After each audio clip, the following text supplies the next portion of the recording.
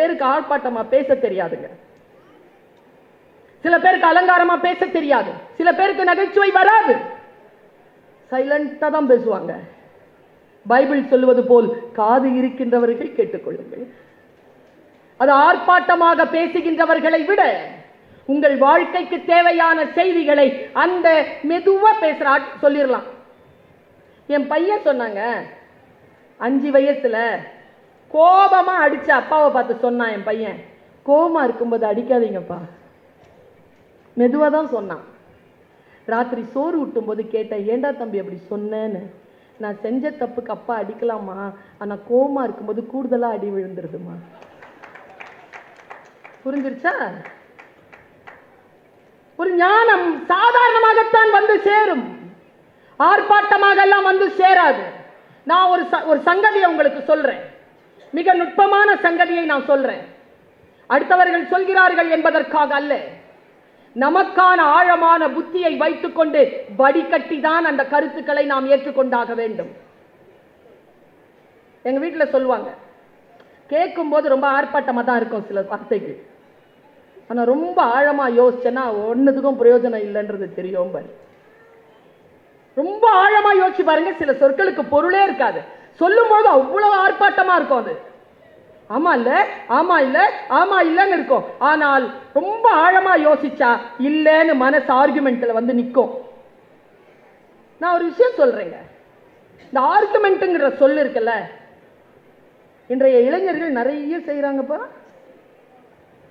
வீட்டில் யாராவது அடாலசன்ட் சில்ட்ரனை வச்சிருக்கீங்களா? 14, 15, 16, 17, 18, 19, 20, 21, 22 வரைக்கும் போகுது. Argument argument argument. முதல்லலாம் நான் கோச்சிக்கிட்டா எங்க அம்மா சோறு தின்ன என்ன கூப்பிடவே கூப்பிடாதுங்க. 3 வேளைலாம் பட்டினி கிடந்திருக்கேன் மானத்தோட இருக்கணும்ட்டு. அப்புறமா யோசிச்சு பார்த்திருக்கேன், மானமா உயிரான்னு. உயிரோட இருந்தாதான் மானத்தோட இருக்க முடியும்னு போய் அம்மாட்ட கேட்டு சாப்பிட்டுருக்கிறேன் நான். இன்னைக்கு விடுறோமா குழந்தைகள் அப்படி? உங்களுக்கு நான் இப்பொழுது ஒரு சிறகு தருகிறேன், இத சொல்லுங்க. இத நாம முதல்ல புரிஞ்சுக்கிட்டோம், முதல்ல நமக்கு புரியணும் சில விஷயங்கள். இந்த தலைமுறையை பார்த்து எனக்கு ரொம்ப வருத்தம். என்ன தெரியுமா? இந்த தலைமுறை தான் மூத்த தலைமுறையின் பேச்சை கேட்ட கடைசி தலைமுறை.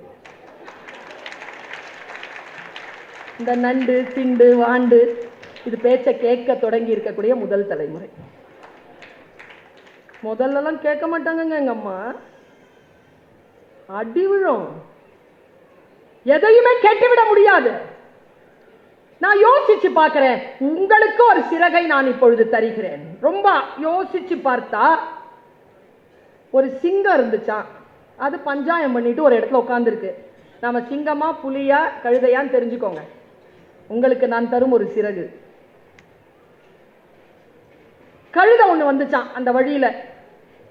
அந்த கழுதைக்கு வயிறு நிறைய சாப்பிட்டுருச்சு. ஒண்ணா அது ஒண்ணா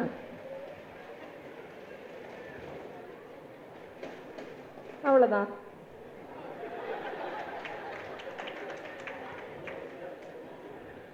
நோதலும் தனிதலும் அவற்றோர் அன்ன, சங்க இலக்கியம். நல்ல வயிறு நிறைய புல்லு சாப்பிட்டு வந்துச்சான் கழுதை. அது வரும்போது ஒரு புலி எதிர்பட்டு இருக்கு. கழுதைக்கு என்னன்னு தெரியல, புலியோட அன்னைக்கு பேசணும்னு ஒரு ஆசை. நிறைஞ்சிருச்சுன்னா, வயிறு நிறைஞ்சிருச்சுன்னா சில பேருடைய அலப்பறை தாங்க முடியாது. பார்த்துருக்கீங்களா? என்ன தனியா இருக்கிற புலி கிட்ட கழுதை, ஏன் என்ன நான் வயிறு நிறைய சாப்பிட்டேன், புலி சொல்லிச்சா நான் புல்லு சாப்பிட மாட்டேன்னு எனக்கு தெரியுமே, அதனால தான் நான் சாப்பிட்டேன். உடனே புலி சொல்லிச்சா நான் புல்லு சாப்பிட்றவங்கள சாப்பிடுவேன். உடனே கோவம் வந்துருச்சு கழுதைக்கு. இன்னைக்கு 1 2 பார்த்துடலாம் புலின்ட்டு. புலிக்கு ஏதாவது ஒன்று கெடுதல் பண்ணணும்னு நினைச்சுது கழுதை. உனக்கு தெரியுமா நான் சாப்பிட்ட புல்லுனுடைய கலர் என்ன? நான் புல்லு சாப்பிட மாட்டேன், ஆனா கலர் தெரியும், கிரீன். நான் சாப்பிட்டவன் நான் சொல்றேன் ப்ளூ. என்ன ப்ளூங்கிற? ப்ளூ தான். இதுக்கு அறிவில்ல, பேர் தான் புலி. நீ சாப்பிட மாட்டல, சாப்பிட்டா சொல்றல ப்ளூ. ரெண்டு பேருக்கும் ஆர்குமெண்ட் ஹீட் ஆகி ரொம்ப ஹை லெவல்ல போய் சிங்கத்துக்கிட்ட பஞ்சாயத்து போயிடுச்சு. எல்லாரும் சேர்ந்துட்டாங்க. அடிச்சும் சாப்பிட முடியாது, ஏன்னா ஆர்குமெண்ட் நடந்துட்டு இருக்கு.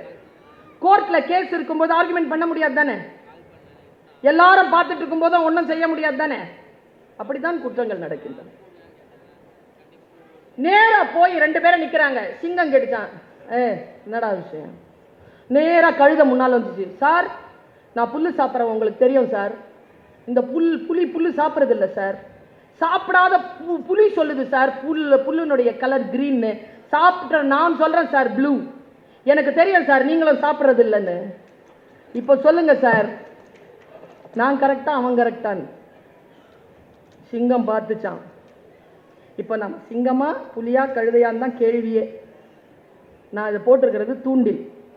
நீங்க எங்க சிக்கிறீங்கன்னு பாருங்க. நான் சிக்கிக் கொண்டேன், ஆனால் நான் தெளிவானேன். நீங்களும் சிக்கிக் கொண்டு தெளிவாகுங்க.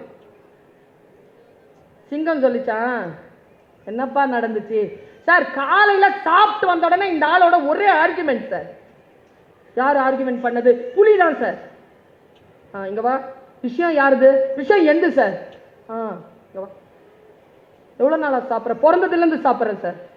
பார்த்து சாப்பிட்றியா? பார்த்து தான் சார் சாப்பிட்றேன். என்ன கலரு? ப்ளூ. உண்மையா சொல்றியா ப்ளூ? உண்மையா சொல்றேன் சார் ப்ளூ. சரி போ, ப்ளூ தான் போ.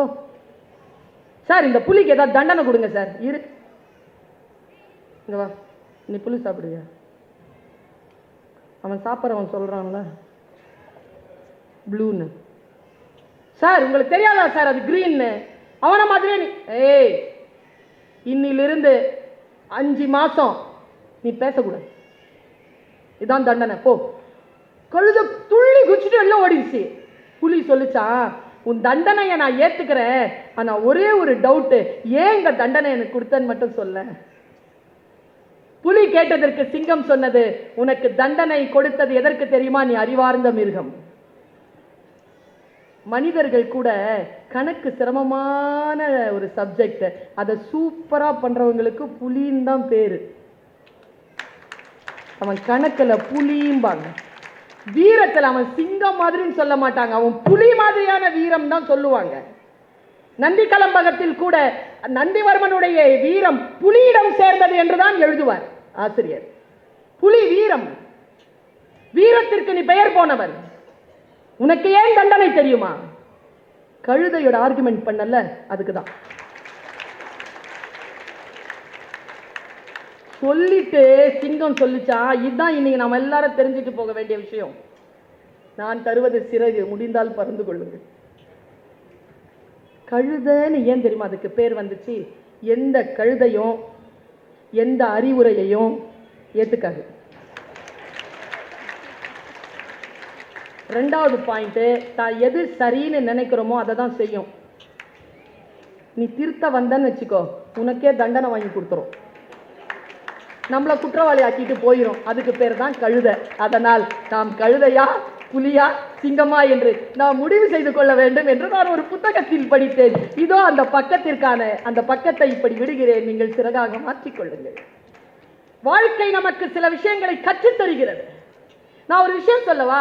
என்னுடைய வாழ்க்கையில நான் பேச்சாளரா இருக்கிறேன்ல, என் பேச்சாளரா நான் பேசிட்டு இருக்கும் போது ஈரோட்ல நடந்த ஒரு குரூப்ல, ஒரு கூட்டத்துல ஒரு அம்மா வந்து தான் குழந்தைய வச்சுக்கிட்டு என்கிட்ட வந்து ஆசீர்வாதம் கொடுங்க ஆசீர்வாதம் கொடுங்கன்னு. என்னன்னு கேட்டேன். உங்களை மாதிரியே பேசணும்னுச்சு. அவங்களுக்கு நான் சொன்ன பதில் என்ன தெரியுமா? நான் தான் என்ன மாதிரி பேசுறேன் தானே, நான் தான் என்ன மாதிரி பேசிட்டு இருக்கேன்ல, உங்க பாப்பா எதுக்கு என்ன மாதிரி பேசணும்? அது மாதிரி பேசிட்டோம். இந்த உலகம் என்னை ஏற்றுக்கொண்டது போல் உங்கள் குழந்தை ஏற்றுக்கொள்ளாதா? அவரவர்கள் தனித்திறமை பெற்றவர்கள். தனித்திறமை பெற்றதுதான் நம்முடைய அனைத்து பெயர்களினுடைய ஆகப்பெரிய வரம். யாரை போலவோ நாம் மாற வேண்டிய அவசியம் கிடையாது.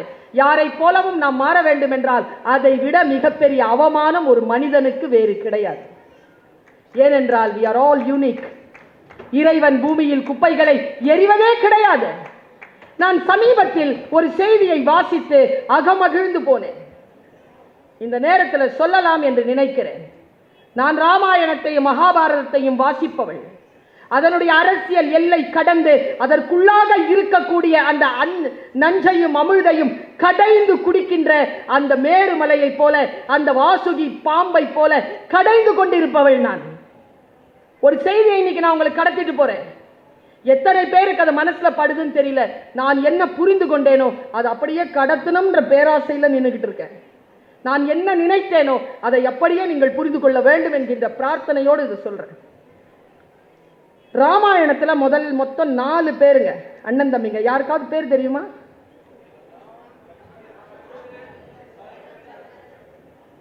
சத்ருக்னன். உண்மையா சொல்லுங்க, இந்த 4 பேர்ல யாரை பத்தி நிறைய தெரியும் நமக்கு? ஓகே, ராமனை பத்தி. அப்புறமா பரதனை பத்தி தெரியும். அப்புறம் லக்ஷ்மணன் பத்தி தெரியும். பாருங்க, 3 பேர் சொன்னோம், கடைசி ஒரு ஆள் வரவே இல்லை பாருங்க நம்ம லிஸ்ட்ல. சத்ருக்னனை பத்தி என்னங்க தெரியும் நமக்கு? யாருக்கும் இது தெரியாதுல்ல. ஒரு விஷயம் சொல்லவா? சிறகு ஒற்றையா ஒரு பொருள் அல்ல, அது பல இறகுகளால் ஆனது. நான் சிறகு தரல, இறகுகளை தந்து கொண்டிருக்கிறேன்.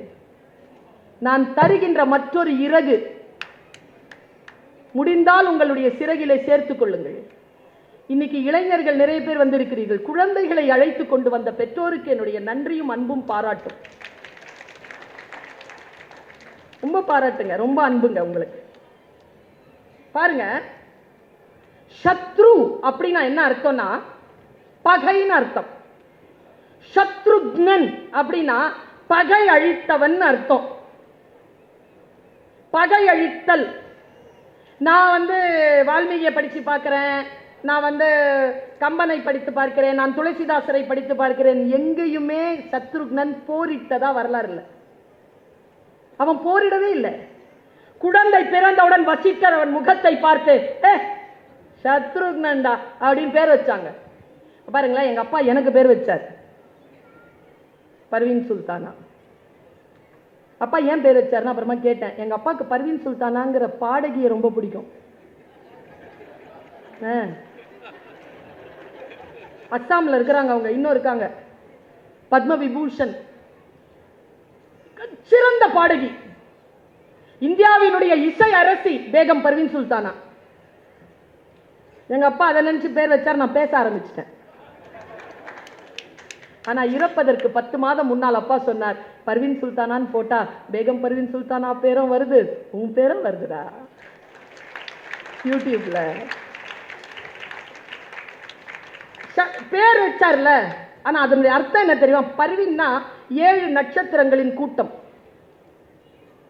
சுல்தானானா அரசி. என்னுடைய பேரை குயின் ஆஃப் 7 ஸ்டார், 7 நட்சத்திரங்களின் அரசி நான். இப்படி அப்பா பேர் வச்சார். எனக்கு தெரியாது. அவர் சொன்னார்ல, நாம விரும்பியா பிறகுறோம்னு. நமக்கு தெளிவறதுக்கு முன்னாலேயே பேர் வச்சிடறாங்கல்ல, அப்படி வச்ச பேரு. ஆனால் வசிஷ்டன் அப்படி பெயர் வைக்கவில்லை, தெரிந்து பெயர் வைத்தான். சத்ருக்னன், இவன் பகை அழிக்க பிறந்தவன். எனக்கு தேடல் அதிகம்.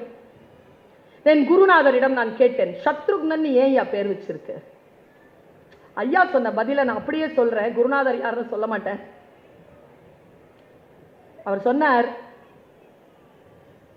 பகை நான் என்னம்மா அப்படின்னு கேட்டார்.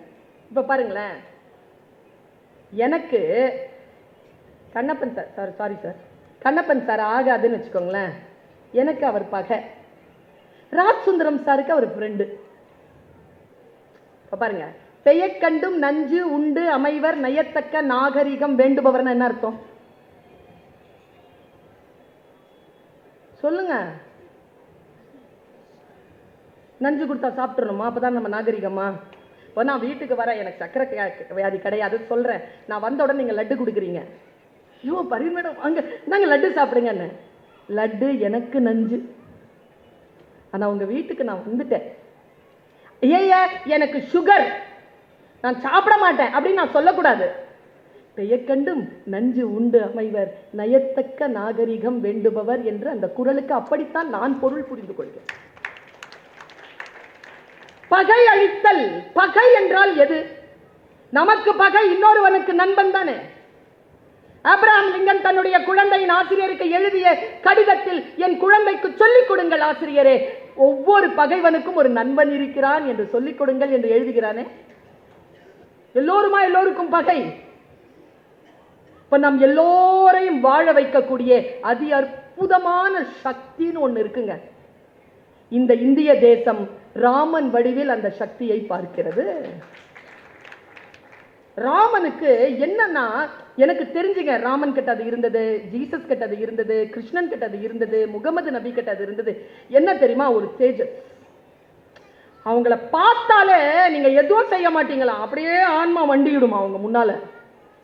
அதுவும் ராமன் இருக்கார் இல்லையா, அவருடைய சௌந்தரியம் இருக்குல்ல, அபாரமா இருக்குமாங்க. ஆழ்வார்களை நம்புகின்றவர்கள், வைணவத்தில் இருக்கக்கூடியவர்கள் சொல்லுவார்கள், ராமனை விட மேலானது ராம சௌந்தரியம். அவன் அப்படி பார்த்துட்டாலே போதுமா, அந்த ஒரு சிரிப்பு போதுமா, அப்படியே மண்டிட்டுருவீங்களா முன்னால. இப்போ ராம சௌந்தரியம்னு ஒண்ணு இருக்கு. லக்ஷ்மணன் ஒருத்தன் பிறந்தான். அவன் வேலை என்ன தெரியுமா? ராமனுக்கு உதவியாளர் இருக்கிறது. அவ்வளவு செத்தே போறது. அவனுக்காக முன்ன முடி, இவன் நகருக்கு வந்திடில் வா, இல்லை என்றால் முன்ன முடின்றா சுமத்திர. இப்போ சத்ருகனுக்கு என்ன வேலை? சத்ருகனுக்கு எது வேலை? பரதன் கூட இருக்கிறது தான் வேலை. பரதன் எங்க இருப்பானோ அங்க சத்ருகன் இருப்பான். பரதனுடன் தான் இருப்பதற்கு பெருந்தடையா எது இருக்கும்னு நினைக்கிறீங்க? அவனை விட்டுட்டு இவன் கூடயே இருந்துடலாமோ அப்படிங்கிற அளவுக்கு மிக வசீகரமான அந்த ராம சௌந்தர்யம் என்கின்ற பகையை அழித்தவன் சத்ருக்னன். நிமிந்து கூட பார்க்க மாட்டானாங்க ராமனை. நிமிந்து பார்த்தா எங்க அண்ணனுக்கு சேவை செய்ய முடியாம போயிருமோன்ட்டு அந்த ராம சௌந்தரியத்தை கண்ணில் நிரப்பிக் கொள்ளாமல் பரதனுக்காக வாழ்ந்து அழிந்தவன். அதனால் அவனுக்கு சத்ருக்னன்னு பேருன்னு சொன்னாருங்க குருநாதர். கொஞ்சம் நினைச்சு பாருங்க, நமக்கு எதையெல்லாம் சத்ரு? பேரன்பா, பெரும் காதலா?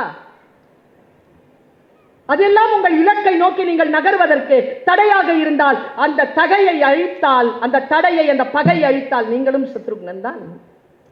பிள்ளைகளுக்கு சொல்லிக் கொடுங்கள். எல்லோருக்கும் சிறப்பானது நமக்கும் சிறப்பாக இருக்க வேண்டும் என்ற அவசியம் கிடையாது.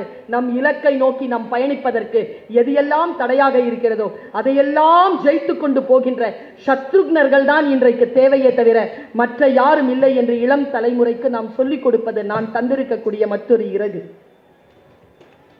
யோசித்து பார்த்தால் நம்முடைய வாழ்க்கையில் நாம் பல விஷயங்களை கற்றுக்கொள்கிறோம். நான் இப்படி சொல்கிறேன் இந்த விஷயத்தை, பர்வீன் சுல்தானா பேசுகிறேன் என்றால் ஏதேனும் ஒரு விஷயத்தை நீங்க எடுத்துட்டு போனோம் தானே வீட்டுக்கு. நான் எப்பவுமே சொல்வேன், யார் தெரியுமா பேச்சாளர்? பாருங்க, ஒருத்தி தாங்க பேசுற, எத்தனை காதுகள்.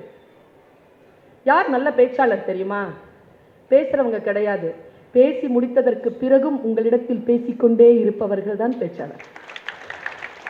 பேசிக்கிட்டே இருக்கணும், அவங்க கருத்து உள்ளே, அவங்க குரல் ஒலித்து கொண்டே இருக்கணும். ஏதோ ஒரு வகையிலே அது தாக்கத்தை ஏற்படுத்தி கொண்டே இருக்க வேண்டும். நான் இறை பிரார்த்தனையோடு இன்னும் ஒரு இறகை உங்களுக்கு தருகிறேன். என் புத்தகத்தில் இருந்து நான் எடுத்த ஒரு இறகு. நான் வாசிப்பேன். நான் எப்படி ராமாயண மகாபாரதத்தை வாசிக்கிறேனோ பைபிளை நான் வாசிப்பேன், குறளை நான் வாசிப்பேன். அதை நான் உடற ஆய்வுக்கூறு செய்யக்கூடிய ஒரு டாக்டர் மாதிரி வாசிப்பேன். அவர்கள் சொல்கிறார்கள் என்பதற்காக நம்ப மாட்டேன். இன்னொரு விஷயம் என்ன தெரியுமா? அப்பன் தோண்டிய கிணறு என்பதற்காக உப்பு தண்ணீரை நான் குடிப்பதில்லை. எது இருந்தாலும் கேள்விக்கு உட்பட்டதுதான். அந்த கேள்விக்கு உட்பட்டுதான் நான் எல்லாவற்றையும் புரிந்து கொள்கிறேன். இது இந்த தேசம் எனக்கு தந்த அறிவு, இந்த மண் எனக்கு தந்த அறிவு, தந்தை பெரியார் எனக்கு தந்த அறிவு. நீ எதையுமே யாரும் சொன்னாங்கன்றதுனால நம்பாத, உன் புத்தியுடன் செலுத்து. மற்றவர்களுக்கு அது உபயோகமாக இருக்கிறதா? அப்பொழுது அதை சொல். உங்களுக்கு உபயோகமா இருக்கான்னு பாருங்க. கொஞ்சம் ரொம்ப ஃப்ரஜைலான விஷயம் நான் இப்ப சொல்ல போறது, வெரி ஃப்ரஜைல். நீங்கள் புரிந்து கொள்ள வேண்டும் என்ற இறை பிரார்த்தனையோடு சொல்கிறேன். இன்றைய உங்களுடைய வரவு ஒருவேளை இந்த ஒரு கண்டென்ட்காக கூட இருக்கலாம். நல்லா தெரிஞ்சுக்கோங்க. எப்ப தெரியுமா புத்தகம் நமக்கு உதவி தருகிறது? ஒரு புக்கு ஃபுல்லா படிச்சு முடிக்கும் போது நமக்கு புத்தியில எட்டுறது இல்லைங்க. 800 பக்கம் படிச்சு முடிப்பேங்க. 742வது பக்கத்தில் 3வது பத்தியில் ஒரே ஒரு வரி இருக்குங்க. என் வாழ்க்கையை புரட்டி போடும். அதை சந்திப்பதற்குத்தான் அந்த 800 பக்கங்களை நான் வாசிக்கிறேன். ஒரு விஷயம் தாங்க. இப்பொழுது நான் பேசுகிறேன், என் பேச்சு ஒரு மணி நேரம் நடக்கிறது என்றால் 1 மணி நேரம் பேசுகின்ற என்னுடைய பேச்சு எல்லாம் புரிந்துவிட வேண்டும் என்ற பேராசை எனக்கு கிடையாது. ஒரு கருத்து போதுமானது. இங்கே இருக்கக்கூடிய நூற்றுக்கணக்கான ஆயிரக்கணக்கான மக்களுக்கு புரிந்துவிட வேண்டும் என்ற எண்ணம் என் இறை மீது நான் சாட்சியத்தோடு சொல்கிறேன் எனக்கு கிடையாது. உங்களில் யாரோ ஒருவருக்கு அது புரிந்து போனா, இந்த மூங்கில் காட்டில் ஏதோ ஒரு புல்லாங்குழல் இருக்கிறது தானே, அந்த புல்லாங்குழலை நோக்கிய பயணம் தான். பாருங்க, இந்த பிரபஞ்சம் அலாதியானதுங்க. இந்த பிரபஞ்சத்தினுடைய அந்த சக்தியை நான் என்னன்னு சொல்றதுன்னு எனக்கு தெரியல. இறை நம்பிக்கை கொண்டவள் நான். நீங்கள் இறை நம்பிக்கை கொள்ளாதவர்களாக கூட இருந்து விட்டு போங்கள். ஆனால் பிரபஞ்ச சக்தியை நீங்கள் மறுக்கவே முடியாது. மஸ்னவி படிக்கின்ற பொழுது ஜலாலுதீன் ரூமி என்னிடத்தில் பேசுகிறார். கொய்யா மரத்திலிருந்து இறங்கு, 2 கண்ணிதான். உலகத்தை ரசிக்க வேண்டுமா, உலகத்தை புரிந்து கொள்ள வேண்டுமா, கொய்யா மரத்திலிருந்து இறங்கு என்றானவன். கொய்யா மரம் உயரமானதுதான். ஆனால் அதன் மீது ஏறி நின்றால் ஒரு அளவுக்கு தான் இந்த உலகத்தை பார்க்க முடியும். அதில் இருந்து இறங்கி நாம் எந்த உயரத்திற்கு போக வேண்டுமோ அந்த உயரத்திற்கு போனால் தான் இந்த உலகத்தை முழுமையாக பார்க்க முடியும் என்று சொல்லுகிறார் ரூமி. நாம் எல்லோரும் கொய்யா மரத்தை பிடித்துக் கொண்டிருக்கிறோம். ஏற்கனவே கற்றெடுத்த அந்த கற்பிதங்களை இல்லாமல் ஆக்கி அடுத்த கட்டத்திற்கு நாம் உயர வேண்டும் என்றால் இதை காலியா வச்சிருங்க. நிரம்பி இருந்ததுன்னா வழிஞ்சிரும். கற்றல் பாத்திரம் காலியா இருக்கணும். Stay ready to learn, learn to unlearn. ஏற்கனவே கற்றதை மறப்பதற்காக மீண்டும் கற்றுக்கொள். இதெல்லாம் ஜென் தத்துவம். இந்த தகவல் உங்களுக்கு பிடிச்சிருந்தா லைக் பண்ணுங்க, உங்க ஃப்ரெண்ட்ஸுக்கு ஷேர் பண்ணுங்க, மறக்காம எங்க சேனலுக்கு சப்ஸ்கிரைப் பண்ணுங்க.